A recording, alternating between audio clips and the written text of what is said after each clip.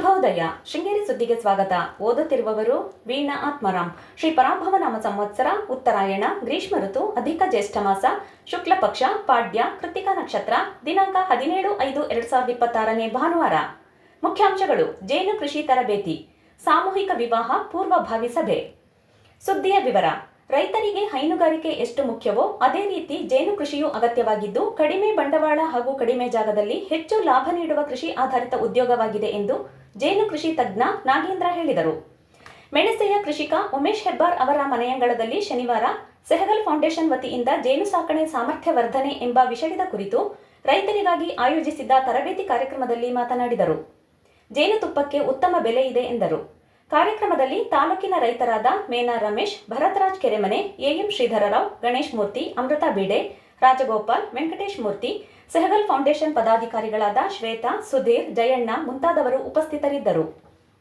June 17ಕ್ಕೆ ನಿಗದಿಯಾಗಿರುವ ಉಚಿತ ಸಾಮೂಹಿಕ ವಿವಾಹಕ್ಕೆ ಈಗಾಗಲೇ ಕೆಲವು ಜೋಡಿಗಳು ನೋಂದಣಿ ಮಾಡಿಕೊಂಡಿದ್ದು, ಅಂತಿಮ ದಿನಾಂಕದೊಳಗೆ ಇನ್ನಷ್ಟು ಜೋಡಿ ವಿವಾಹಕ್ಕೆ ಸೇರ್ಪಡೆಯಾಗುವ ಸಾಧ್ಯತೆ ಇದೆ ಎಂದು ಮಲೆನಾಡು ನಾಗರಿಕ ಹಿತರಕ್ಷಣಾ ಸಮಿತಿ ಅಧ್ಯಕ್ಷ ಎಎಸ್ ನಯನ ಹೇಳಿದರು. ಪಟ್ಟಣದಲ್ಲಿ ಶನಿವಾರ ಏರ್ಪಡಿಸಿದ್ದ ಸಾಮೂಹಿಕ ವಿವಾಹದ ಪೂರ್ವಭಾವಿ ಸಭೆಯ ಅಧ್ಯಕ್ಷತೆ ವಹಿಸಿ ಮಾತನಾಡಿದರು. ಶ್ರೀ ಶಾರದಾ ಪೀಠದ ಆಶ್ರಯದಲ್ಲಿ ನಡೆಯುತ್ತಿರುವ ಈ ವಿವಾಹ ಮಹೋತ್ಸವಕ್ಕೆ ರಾಜ್ಯದ ವಿವಿಧ ಭಾಗದಿಂದ ಜೋಡಿ ನೋಂದಣಿ ಮಾಡಿಸಿಕೊಳ್ಳುತ್ತಿದ್ದಾರೆ. ಪಟ್ಟಣ ಪಂಚಾಯಿತಿ ಎದುರಿನ ಗೌರಿಶಂಕರ್ ಸಭಾಂಗಣದಲ್ಲಿ ಸಾಂಪ್ರದಾಯಿಕವಾಗಿ ವಿವಾಹ ಮಹೋತ್ಸವ ನಡೆಯಲಿದೆ ಎಂದರು. ಸಮಿತಿ ಸದಸ್ಯ ನಿವೃತ್ತ ಎಎಸ್ಐ ನಾಗೇಂದ್ರ ಮಾತನಾಡಿ, ಶ್ರೀಮಠದಿಂದ ವಧೂವರರಿಗೆ ವಿವಾಹ ಪೂರ್ವಭಾವಿಯಾಗಿ ಬಟ್ಟೆ ನೀಡಲಾಗುತ್ತದೆ. ವಧುವಿಗೆ ತಾಳಿ ಕಾಲುಂಗುರ ನೀಡಲಾಗುತ್ತದೆ. ವಿವಾಹಕ್ಕೆ ಆಗಮಿಸುವ ಎಲ್ಲರಿಗೂ ಮಧ್ಯಾಹ್ನದ ಭೋಜನ ವ್ಯವಸ್ಥೆ ಕಲ್ಪಿಸಲಾಗಿದೆ. ಸಾರ್ವಜನಿಕರು ವಿವಾಹಕ್ಕೆ ಸಹಕಾರ ನೀಡಬೇಕು ಎಂದು ಮನವಿ ಮಾಡಿದರು. ಸಭೆಯಲ್ಲಿ ಎಚ್ಎಲ್ ತ್ಯಾಗರಾಜ್, ಗಣಪತಿ, ಡಿಸಿ ಶಂಕರಪ್ಪ, ಸೌಭಾಗ್ಯ ಗೋಪಾಲನ್, ಕೆಎನ್ ಗೋಪಾಲ್ ಹೆಗಡೆ, ಕೆಆರ್ ನಾಗೇಂದ್ರ, ಸುವರ್ಣ ಅವಿನಾಶ್, ಕೆಎಂ ಗೋಪಾಲ್, ಅವಿನಾಶ್, ಶಂಕರ್, ಕಾಳಯ್ಯ, ಪ್ರವೀಣ ಪೂಜಾರಿ ಇತರರು ಇದ್ದರು. ಬಿಜಿಎಸ್ ಶಿಕ್ಷಣ ಸಂಸ್ಥೆಯ ಎಸ್ಎಸ್ಎಲ್ಸಿ ವಿದ್ಯಾರ್ಥಿ ಭುವನ್ ಎಸ್ಎ ವಿಜ್ಞಾನದಲ್ಲಿ ಹೆಚ್ಚುವರಿಯಾಗಿ 20 ಅಂಕ ಗಳಿಸಿ ಒಟ್ಟು 98% ಅಂಕ ಗಳಿಸಿ ಅತ್ಯುನ್ನತ ಶ್ರೇಣಿಯಲ್ಲಿ ಉತ್ತೀರ್ಣರಾಗಿದ್ದಾರೆ.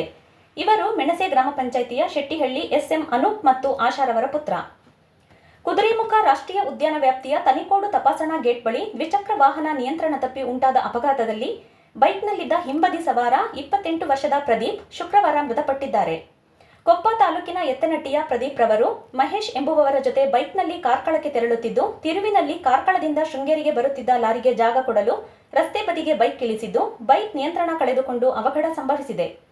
ಮಹೇಶ್ ರವರಿಗೆ ಸಣ್ಣಪುಟ್ಟ ಗಾಯ ಉಂಟಾಗಿದ್ದು, ಪ್ರಕರಣ ಸ್ಥಳೀಯ ಠಾಣೆಯಲ್ಲಿ ದಾಖಲಾಗಿದೆ.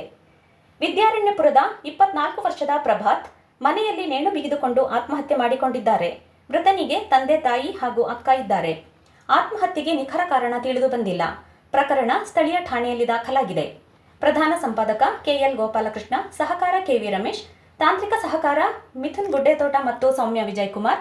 ಜಾಹೀರಾತು ಹಾಗೂ ಪ್ರತಿಕ್ರಿಯೆ ನೀಡುವವರು. ಶೃಂಗೇರಿ ಸುದ್ದಿ ಕೇಳಲು ನಿಮ್ಮ ಹೆಸರು, ವಾಟ್ಸಪ್ ಸಂಖ್ಯೆಯನ್ನು 9448843831ಕ್ಕೆ ವಾಟ್ಸಪ್ ಮಾಡಿ. ವಂದನೆಗಳು.